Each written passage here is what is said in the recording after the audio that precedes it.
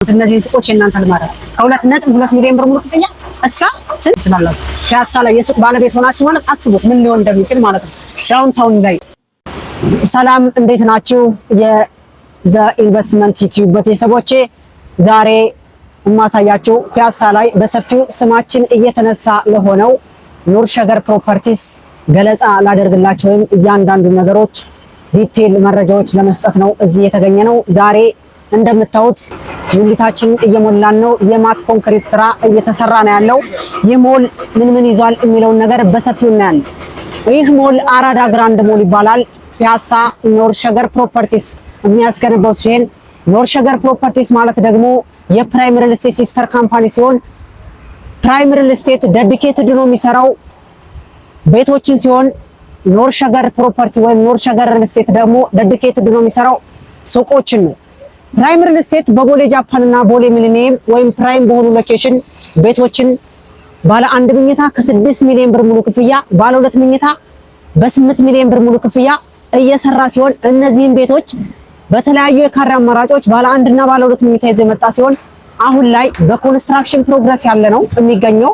እነዚህን ቤቶች የእናንተ ለማድረግ በካሬ 70 ሺህ ብር 100% ለከፈለ፣ በካሬ 90 ሺህ ብር ደግሞ 20% አድቫንስ ፔመንት ለከፈለ ነው።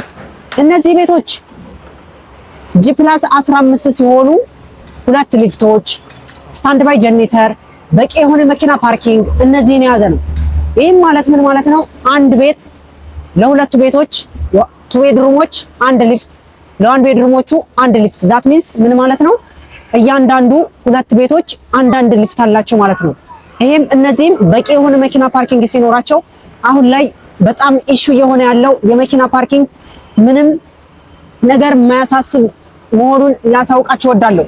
እኛ አሁን ልነግራችሁ የምፈልገው ነገር እንኳን ለቤቶቻችን ፒያሳ ላይ ለሚገኘው ኑር ሸገር ፕሮፐርቲስ የሚገኘው ሳይታችን 17 ካሬ ለገዛም የመኪና ፓርኪንጎችን አዘጋጅተንላቸዋል። ይህ ፒያሳ ላይ የምናስገነባው ሳይታችን አድዋ 00 ፊት ለፊት ወይም ኑር ሸገር ፕሮፐርቲ ዳውንታውን ጀርባ ማለትም ወደ ኤኔሪኮ የሚያሰደው አስፋልትና ይሄ ደግሞ ወደ መጋረጃ ቤቶቹ የሚያሰድ ሲሆን በግልባጩ ደግሞ መሐመድ ሙዚቃ ቤት የሚባለው የድሮው መሐመድ ሙዚቃ ቤት ነው። እነዚህ ቤቶች የምናስገነባቸው በተለያየ ካሬ አማራጮች ይዘንላችሁ መጥተናል። አፎርዴብል ለማድረግ ሁሉንም ተደራሽ ለማድረግ ነው። ፒያሳን ዳውንታውን ለማድረግ ነው ይዘንላችሁ መጣነው። ይህ ሞል ካለቀ በኋላ ፒያሳ ምን ይመስላል፣ እናንተስ ፓርኪንግ እንዴት እናደርጋለን የምትሉት ምንም የሚያሳስብ ነገር የለውም። ምንም እንዳትጨነቁ፣ እኛ ጋር ኑ ቶሎ። አሁን ስለ ዲስክሪፕሽኑ ሄዳለሁ። አሁን ፒያሳ ላይ የምናስገነባው ሳይታችን ይህ ሳይታችን G+10 ሲሆን 2 ቤዝመንት 1 ሰም ቤዝመንት እና ግራውንድ +10 ነው። ግራውንዱ ከ170 በላይ የመኪና ፓርኪንጎችን የያዘ ሲሆን ቤዝመንቱ ሰሚ ቤዝመንቱ ላይ ደግሞ ወደ 51 የሚደርሱ መኪናዎችንና ሱቆችን የያዘ ነው።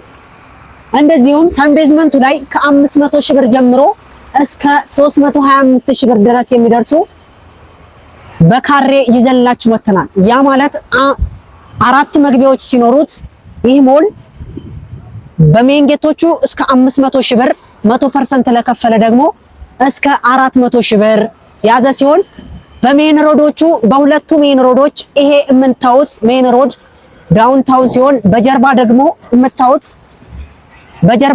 የምታዩት መሐመድ ሲሆን በዚህኛው ሮድ እና በዛኛው ሮድ በሜን ሮዱ ያሉት 400 ሺህ ብር ሲሆኑ በሜን ጌቶቹ ደግሞ 4 መግቢያዎች አሉ ሲሆን በአራቱ መግቢያዎች 500 ሺህ ብር ነው። 100% ለከፈለ 400 ሺህ ብር እናስተናግዳለን።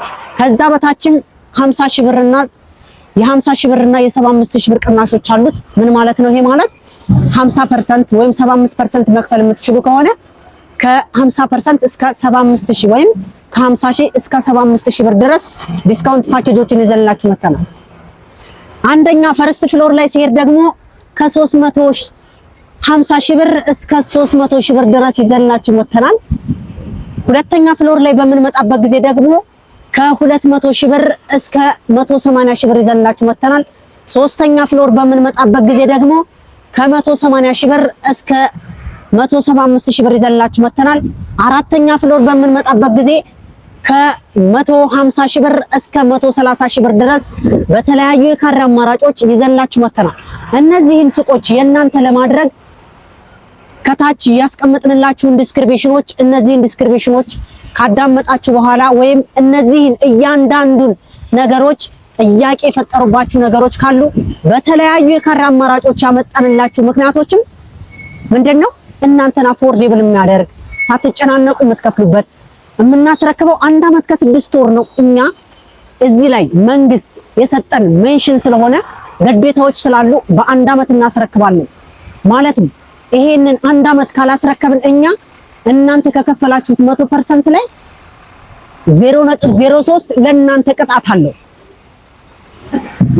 ይህ ዋጋ በማይታመኑ ዋጋ የማይታመኑ ሱቆችን ወይም ወደፊት ምንድነው በቃ ሌክዠሪ የሆኑ ሞሎችን የምታተርፉባቸው ምንድነው ይሄን ነገር አፎርድ ስታደርጉ ሳትሸጧቸው የምታተርፉባቸው ናቸው።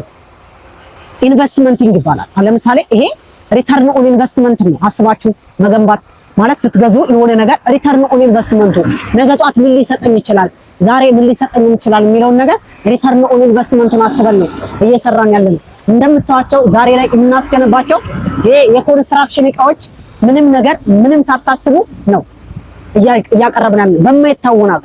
ቦሌ ጃፓን ላይ በ6 ሚሊዮን ብር ባለ 1 መኝታ፣ በ8 ሚሊዮን ብር ደግሞ ባለ 2 መኝታ የማይታመን ዋጋ።